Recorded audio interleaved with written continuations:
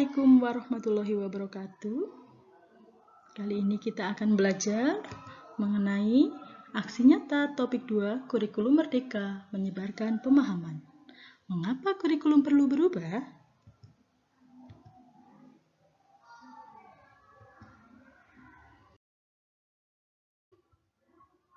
Hal yang dipelajari pada topik kurikulum merdeka antara lain Modul 1. Memahami makna kurikulum dalam pendidikan yang terdiri dari apa itu kurikulum, mengapa kurikulum perlu diubah, mengapa kurikulum perlu diadaptasi, kurikulum dalam pembelajaran. Pada modul 2, memahami perubahan paradigma kurikulum merdeka terdiri dari prinsip umum pembelajaran, capaian pembelajaran, proses belajar dalam mencapai capaian pembelajaran dalam kurikulum, dan kompetensi capaian pembelajaran dan profil pelajar Pancasila. Apa itu kurikulum? Berdasarkan Permendikbud nomor 718/2020. Kurikulum adalah seperangkat rencana dan pengaturan mengenai tujuan, isi, dan bahan pembelajaran, serta cara yang digunakan sebagai pedoman penyelenggaraan kegiatan pembelajaran untuk mencapai tujuan pendidikan tertentu. Fungsi kurikulum antara lain, kurikulum merupakan alat untuk mencapai tujuan pendidikan nasional. Kurikulum merupakan pedoman guru dan siswa dalam proses pembelajaran. Kurikulum yang baik mempunyai ciri-ciri sesuai dengan perkembangan zaman, bersifat dinamis dan terus berkembang, dirancang untuk kebutuhan murid, serta diadaptasi sesuai konteks dan karakter murid. Mengapa kurikulum perlu diubah?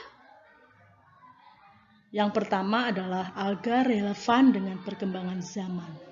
Yang kedua, agar dapat memenuhi kebutuhan belajar siswa. Yang ketiga, agar dapat menyiapkan generasi masa depan yang visioner.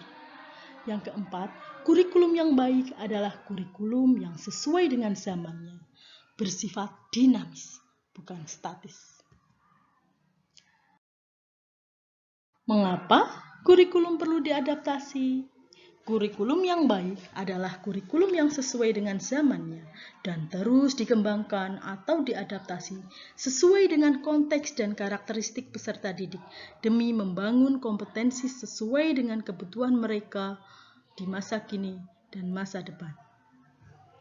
Alasan utama sekolah perlu melakukan adaptasi terhadap kurikulum pemerintah adalah setiap satuan pendidikan memiliki karakteristik yang berbeda. Kurikulum yang telah pemerintah Indonesia susun tentu sudah melalui tahap perencanaan terbaik untuk peserta didik. Kurikulum dalam pembelajaran. Kurikulum perlu dikembangkan di masing-masing satuan pendidikan dengan cara menyusun KOSP, yaitu Kurikulum Operasional Satuan Pendidikan. KOSP adalah dokumen yang memuat seluruh rencana proses belajar yang diselenggarakan di satuan pendidikan sebagai pedoman seluruh penyelenggaraan pembelajaran. Prinsip penyusunan KOSP antara lain berpusat pada peserta didik, kontekstual, esensial, akuntabel, dan melibatkan berbagai pemangku kepentingan. Apa itu kurikulum merdeka? Adapun inti dari kurikulum merdeka adalah pendidikan berpatokan pada esensi dari belajar di mana setiap anak memiliki bakat dan minatnya masing-masing. Dengan kedua hal tersebut, maka tolak ukur yang diterapkan untuk menilai kedua anak yang memiliki minat berbeda pun tidak sama.